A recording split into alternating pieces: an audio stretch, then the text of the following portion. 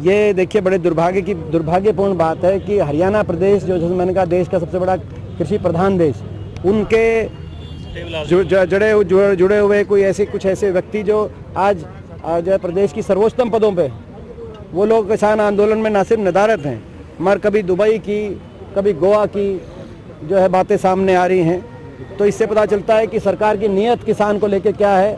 सरकार ये चाहती है कि ये आंदोलन गायब हो जाए, उसके बाद जो है कि ऐसे लोग मैदान में आएंगे, ऐसा मुझे दिखाई देता है। ये नीयत, इससे उनकी नीयत और भी स्पष्ट रूप से किसान का विरोधी चेहरा और भी ज़्यादा लोगों के सामने स्पष्ट हो जाता है। और इसीलिए अविश्वास प्रस्ताव हम की मांग कर रहे हैं। सरकार तो एक तरीके से जय जवान जय किसान के नारे की बजाय अब जो है जिस सिद्धांत पे चली है वो ये है कि भाई मरे किसान और मर जवान।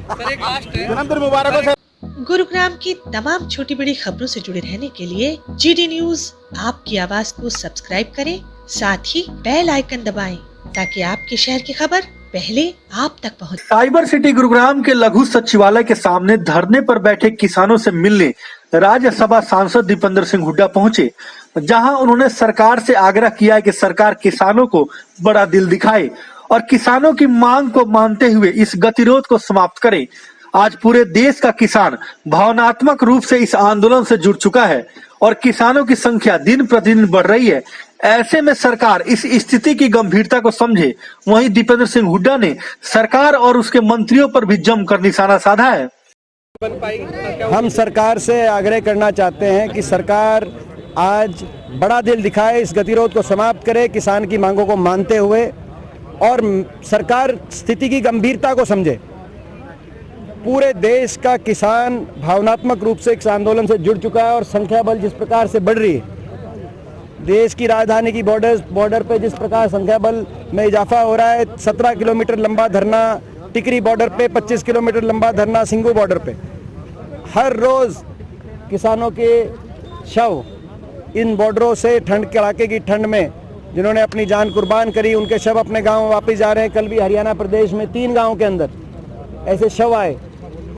मैं समझता हूं कि अब सरकार इस बात की गहराई तक जाए, इसकी गंभीरता को समझे, बड़ा दिल दिखाए, राजहट छोड़े और आज कोई ना कोई समाधान दे देश को। हरियाणा सरकार तो खैर देश की सबसे ज़्यादा किसान विरोधी सरकार के रूप में अपने आप को प्रमाणित कर चुकी है।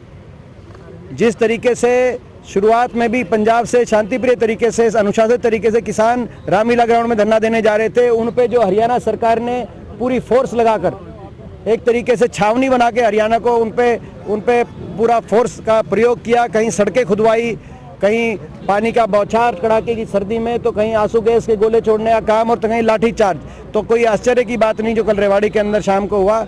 इसमें आश्चर्य तो नहीं है मगर दुख बहुत है कि हरियाणा सरकार का नाम देश की सबसे ज़्यादा किसान विरोधी सरकार, देश के सबसे ज़्यादा किसान प्रदेश, कृषि प्रधान प्रदेश की सरकार, सबसे बड़ी किसान विरोधी सरकार हरियाणा बन गई, सबसे बड़ी विलेन बन गई किसानों के लिए। इस बात की जब खबर आती है तो हमें बड़ा दुख होता है। सर, मुख्यमंत्री मनोहर लाल खट्टर ने कल कहा है कि जो इस 3 कृषि कानूनों का जो प्रस्ताव है वो कांग्रेस ने बनाया था, लेकिन उस समय वो पारित नहीं कर पाई। ये झूठ है, पता था। ये मुख्यमंत्री जी ने अगर ये कही है, जिसने भी कही है, मुख्यमंत्री जी ने कही, जिसने भी कही है, इन 3 कानूनों का कोई बिलों का मसौदा, ये बिल पे कभी चर्चा ही नहीं हुई, मसौदा ही नहीं था इन 3 बिलों का। कांग्रेस ये पूर्ण तरह मैं समझता हूँ ये भारतीय जनता पार्टी जो बहुत झूठी पार्टी के रूप में अपने आप को स्थापित कर चुके हैं देश में, उसका जो प्रचार तंत्र है वो इस तरह की बातें लेके आता है। कांग्रेस का कभी ये प्रस्ताव नहीं था कि देश के किसान का भविष्य औद्योगिक घरानों के हाथ में करके और सरकार पीछे हट जाए। इस सिद्धांत के हम खिलाफ हैं और पहले भी थे। APMC को रिफॉर्म करने की बात एक हमारे मैनिफेस्टो में आई थी, जिसमें कहा गया था APMC को में रिफॉर्म की आवश्यकता है ताकि सबको पूरी तरीके से MSP मिले और पूरे देश के कोने कोने में APMC मंडियाँ हों। ये नहीं कि APMC मंडी जो 2-3 प्रदेशों में मजबूत है उनको भी समाप्त कर दिया जाए। तो ये तो जो हमने कहा था उसके बिल्कुल उलट बीजेपी का प्रचार तंत्र जो है लगा हुआ है। अगर अस्तित्व खत्म हो गया तो ये निखिल मदान खड़े सोनीपत से जो रिकॉर्ड मतों से सबसे ज़्यादा रिकॉर्ड मतों से अगर कोई सीट जीती सारे नगर निगमों में, तो सोनीपत से कांग्रेस जीती। और उससे पहले बड़ौदा के अंदर उपचुनाव, क्योंकि वो ग्रामीण क्षेत्र था। उसके बाद ये कह सकते हैं कि ग्रामीण क्षेत्र में, क्योंकि जेजेपी ने स्टेटमेंट भी दी थी कि ग्रामीण क्षेत्र में तो हम साफ हो गए, मगर शहरों में, मगर अब शहर भी देख लो, ग्रामीण क्षेत्र भी देख लो। इससे स्पष्ट है कि जो हरियाणा सरकार के जो 6-7 साल रहे, अब ये 7 साल केंद्र सरकार के लगभग हो जाएंगे, इसमें हरियाणा आगे की जान लेके बजाने की बजाय ये लोग पीछे लेके गए। आज देश में सबसे ज़्यादा बेरोजगारी का हरियाणा का क्यों नाम होना चाहिए बेरोजगारी में? हरियाणा तो देश के सबसे ज़्यादा रोजगार देने वाला प्रदेश होता था। सबसे ज़्यादा अपराध में हरियाणा आ गए, सबसे ज़्यादा बेरोजगारी, विकास बिल्कुल ठप, किसान और मजदूर पे लाठियाँ बरसा रहे हैं। कोरोना काल में एक ही जगह लाठीचार्ज हुआ तो मजदूर पे लाठीचार्ज हरियाणा में हुआ। किसान आंदोलन में एक ही जगह लाठीचार्ज हुआ तो पिपली के अंदर, हरियाणा के अंदर हुआ। आज हरियाणा सरकार की कार्यशैली से लोगों में ये विश्वास हरियाणा सरकार खो चुकी है, इसीलिए हम अविश्वास प्रस्ताव लाने की बात कर रहे हैं। और अविश्वास प्रस्ताव की हम मांग करते हैं कि हमें समय मिले। गवर्नर साहब ने जो समय देने से जो इनकार किया, उससे हमारी भावनाएं बहुत आहत हुई हैं। बड़े दुर्भाग्यपूर्ण की बात स्थिति, उन्होंने कोई वजह नहीं दिया, उन्होंने कोई वजह नहीं दी। आपने देखा होगा जो लिखित जवाब है उसमें कोई वजह दें। अगर सरकार का दबाव है उस वजह से नहीं दे पाए या कोई और निजी व्यक्तिगत कारण है, वो तो गवर्नर साहब बताएंगे। दीपेंद्र जी, आपने जन्मदिन नहीं मनाया, लेकिन कुछ पार्टी के लोग जो हैं वो गुजरात में और गोवा के अंदर ऐशो आराम कर रहे हैं। ये देखिए, बड़े दुर्भाग्यपूर्ण बात है कि हरियाणा प्रदेश जो, जैसे मैंने कहा, देश का सबसे बड़ा कृषि प्रधान देश, उनके जुड़े हुए कुछ ऐसे व्यक्ति जो आज जो है प्रदेश की सर्वोच्चतम पदों पे, वो लोग किसान आंदोलन में ना सिर्फ नदारत हैं, मगर कभी दुबई की, कभी गोवा की जो है बातें सामने आ रही हैं। तो इससे पता चलता है कि सरकार की नीयत किसान को लेकर क्या है।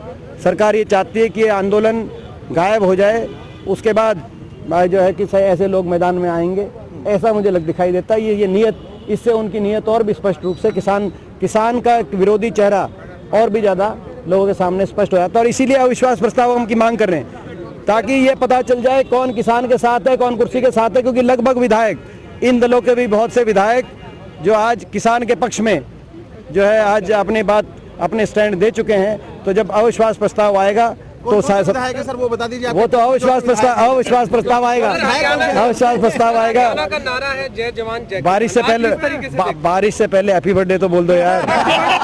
देखो ऐसा है, बारिश आ गई, अपना जय जवान जय किसान का नारा सरकार भूल चुकी है। सरकार तो एक तरीके से जय जवान जय किसान के नारे की बजाय अब जो है जिस सिद्धांत पे चली है वो ये है कि भाई मरे किसान और मर जवान। जन्मदिन मुबारक हो।